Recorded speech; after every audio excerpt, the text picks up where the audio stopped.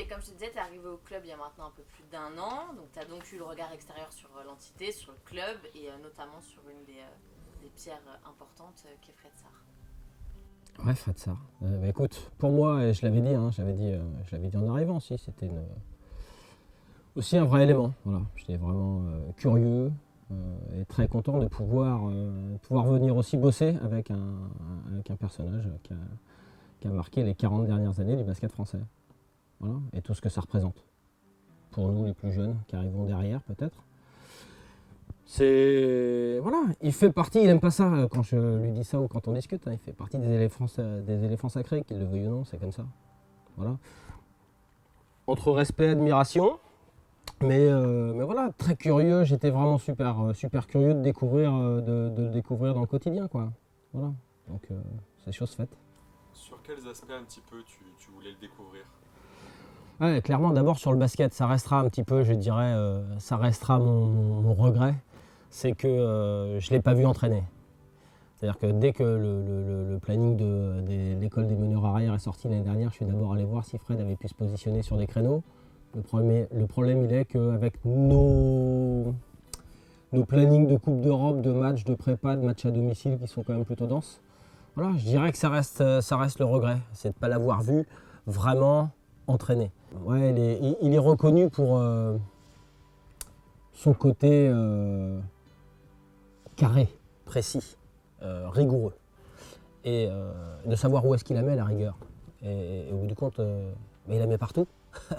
Il la met partout, il a le sens du détail, il va au bout des choses. Rien n'est laissé au hasard. Donc je dirais que c'est ça qui le caractérise le plus moi dans le quotidien. Mais ce qui est fou, c'est voilà, rien n'est laissé au hasard, mais partout, dans tous les secteurs auxquels lui il touche, quoi. Et humainement, tu connaissais un peu le personnage, tu l'avais déjà un petit peu côtoyé? Ouais, j'ai eu la chance de le côtoyer parce que tous les ans, la LNB regroupe les coachs pro. Et donc, dans mon club précédent, j'allais sur ces réunions de coachs pro qui ont lieu pendant les fenêtres internationales. Et Fred, avec Claude Bergeau et Jean-Louis Borg, sont les personnes qui lead un petit peu ces réunions-là et qui prennent un petit peu le lead de ces rencontres. Donc on a pu discuter, on a pu échanger beaucoup et puis aussi se voir dans du temps informel. Moi j'avais pu le rencontrer avant puisque j'avais pris Thibaut de Seignet. À la suite de sa venue, je l'avais eu au téléphone pour discuter parce qu'il va jusque-là aussi, c'est-à-dire qu'il suit encore les jeunes qui sortent du centre pour savoir comment ils évoluent et ce qu'on en pense. Et donc on avait pu discuter là-dessus. Je m'étais permis de lui demander aussi ce qu'il pensait. Il avait trouvé le temps de regarder un ou deux de mes matchs à l'époque.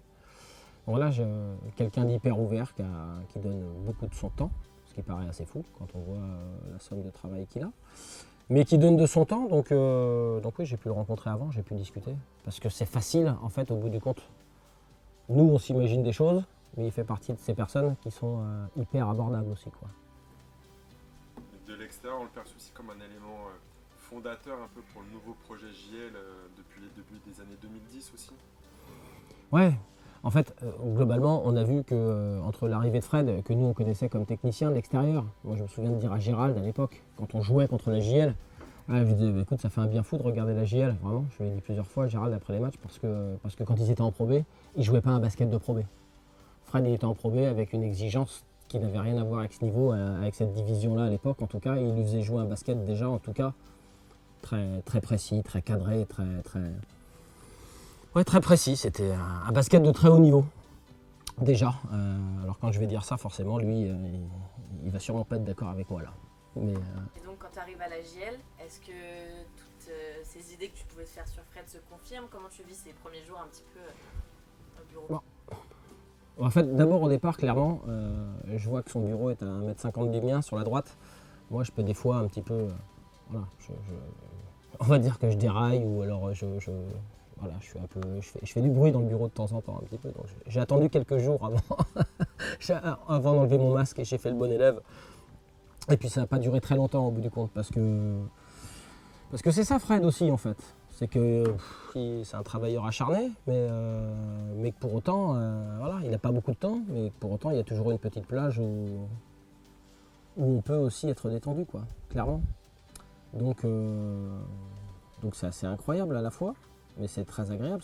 C'est pas compliqué en tout cas, de travailler au quotidien avec Fred, bien au contraire. Parce qu'en fait, même au-delà de son exigence, il a une facilité à créer ce premier contact aussi. Ouais, en fait, tous les jours, il demande aux gens qu'il rencontre, est-ce que ça va? Est-ce que tu vas bien? Puis des fois, il va jusqu'à dire, non, non, mais attends, moi, ça m'intéresse de savoir si tu vas bien. Parce qu'en fait, c'est un peu un réflexe de dire, salut, ça va. Non, lui, il te dit, salut, est-ce que tu vas bien? Tu viens d'arriver, tu as peut-être quitté ta famille, tu es un peu loin, tu es tout ça. Il y a voilà, pour moi, il y a une vraie forme de... C'est quelqu'un de bienveillant. Mais au sens que la bienveillance, c'est pas juste d'être sympa avec les gens, il a cette capacité à dire aux gens ce qu'ils ont besoin d'entendre. Ça peut piquer, des fois, mais il a raison de le faire. C'est super juste à chaque fois, en fait. Il pèse ses mots, il choisit ce qui... Voilà, c'est précis jusque-là. Mais pour moi, c'est ça la bienveillance. C'est être capable de dire à n'importe qui ce qu'il doit entendre, que ce soit positif, ou que ce soit, sans que ce soit négatif, que ce soit constructif, mais pour piquer là où il faut piquer, quoi. Et donc toi, tu l'appelles Monsieur Sarr. Ouais, j'aime bien. J'aime bien, mais c'est empreint de respect, d'admiration, forcément. Mais en même temps de déconnade un petit peu, parce que je sais qu'il aime pas ça, je sais qu'il aime pas trop ça, donc ça me permet de le taquiner un petit peu quand même. Et Monsieur Sarr, on le connaît souvent donc, comme ce technicien hyper affûté de la balle orange, en tout cas dans le monde du basket. On connaît sa rigueur sportive, mais c'est aussi un Fred qui est complètement 360 et c'est quelqu'un qui est vraiment ancré dans le quotidien. Ouais, le Fred 360, ça lui convient plutôt pas mal. C'est-à-dire qu'en fait, il impacte le club du sportif, alors ça évidemment, capable, mais partout, jusqu'à pouvoir démonter la pompe du bain froid, de voir s'il peut la réparer, de regarder s'il ne faut pas mettre des cartouches pour adoucir l'eau qui arrive ensuite sur le bain froid pour préserver les pompes. À tout quoi, mettre une trappe sur la clim qui fonctionne pas comme il faut. C'est vraiment le Fred 360 degrés dans tout, au billet d'avion, au train, ouais, enfin partout. Voilà, dans un peu tous les domaines quoi. Avec une phrase, est-ce que tu as pensé à... Est-ce que tu as checké? Rafat, est-ce que tu as checké ça? Est-ce que tu as vu que le billet là, tel avion allait être en retard? Ça s'était annulé. Est-ce qu'on peut pas passer par tel autre aéroport? Est-ce qu'on peut... En fait, il a tellement d'expérience aussi c'est pas un coup d'avance qu'il a. C'est 2, parfois 3, ou être capable d'avoir un plan B, un plan C. Parce que, voilà, l'expérience et puis le fait qu'en fait il laisse rien au hasard fait qu'il rebondit très vite si un problème se pose parce qu'il sait qu'il y a une autre solution, quoi. En tout cas qu'on peut envisager quelque chose. Donc, grande capacité, grande réactivité. Je pense qu'il a été capable, voilà, avec son expérience de coach, d'assistant coach, maintenant de directeur sportif. En tout cas, il a un prisme sur tout ça, il a une vision avec un espèce de... Ouais, comment pouvoir dire ça? C'est du début à la fin, lui, il peut tout envisager parce qu'il a tout connu, il a tout vécu en ayant différents rôles là-dedans. Donc, Finalement, ça c'est quelque chose qui va aussi nous manquer parce que nous, au quotidien, en interne, que ce soit le sportif, le club de manière générale, on fonctionne aussi, Freddy disait, et vous a dit au staff apparemment, que c'était notre filet de sécurité et qu'il fallait être prêt à travailler sans filet. Ça va aussi être ça. Sans filet, sans parachute. Forcément. Il va imposer aussi à tout le monde.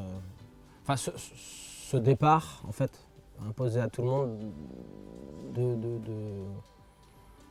plus de rigueur, plus d'anticipation, plus de réactivité. Mais ça doit et ça devait arriver un jour, forcément. Mais je crois que c'est quelqu'un d'inspirant, Fred, aussi, si on y réfléchit bien pour tout le monde. Et quand on voit toutes les précautions qu'il prend à traiter un dossier, à traiter un sujet, ben moi c'est aussi ça que je retiendrai. C'est que s'il n'oublie rien, c'est d'abord parce qu'il prend beaucoup de précautions à préparer les dossiers sur lesquels il bosse et à finaliser les dossiers, donc à reprendre les points, à être très structuré, très organisé dans son travail aussi. C'est hyper pro en fait, c'est carré. C'est pas juste comme ça, c'est que tout est organisé, noté, préparé, pensé.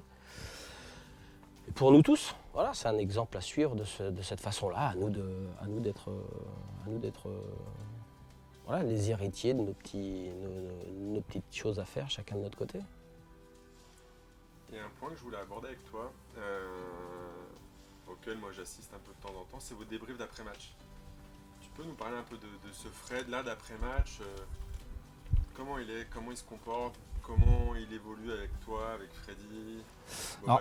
Ça, pour être très honnête et de façon très égoïste, j'avais un peu hâte et j'avais très envie de ça l'année dernière, un petit peu de voir aussi de quelle façon lui il allait traiter les matchs immédiatement à chaud, puis un peu plus loin du match et puis le lendemain, parce que c'est forcément pour nous techniciens en tout cas c'est d'une très très grande richesse. Alors après Fred il a du tempérament aussi, sinon il n'aurait pas fait la carrière qu'il a faite.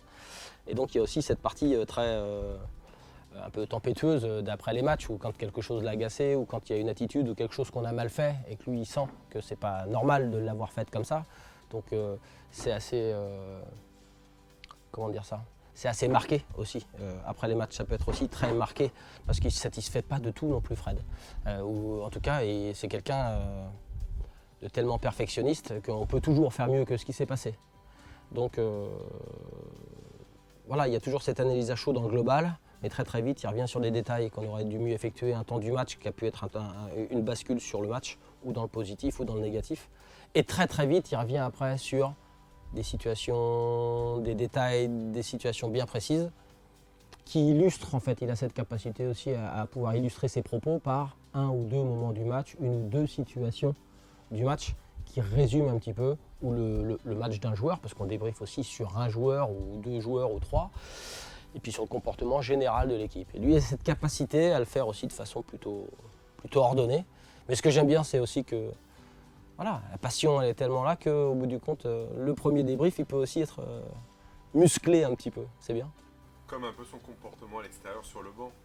On le voit vivre aussi ces matchs. Ouais, alors c'est vrai que par contre pendant les matchs, moi, j'entends pas grand-chose. Je vois pas grand-chose parce que on essaye de se concentrer sur ce qu'on veut regarder. Et c'est vrai que pendant les matchs, moi je m'en rends moins compte à chaud. Moi je parle du débrief vraiment quand on est dans le vestiaire, à la fin du match, à la mi-temps, en quelques mots. Faire passer un message en quelques mots au coach ou à nous pour qu'on retourne vers le coach ou un joueur. Il arrive à faire ses commandes comme ça, de façon, des petites touches comme ça qu'il envoie.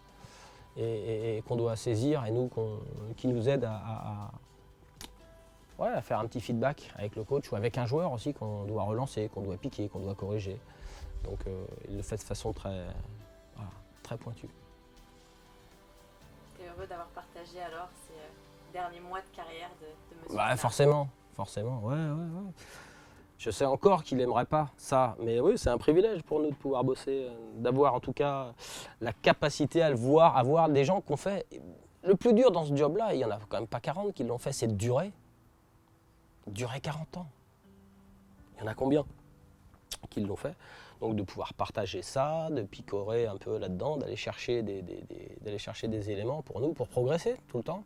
Et comme il n'est pas avare de conseils, qu'il n'est pas avare de discussions, d'échanges, sur plein de choses. Parce qu'en fait, avec Fred, tu peux aussi parler de plein d'autres choses que ça. Et c'est la personnalité dans son ensemble qui est assez incroyable. Donc oui, pour tout ça, c'est forcément une super expérience.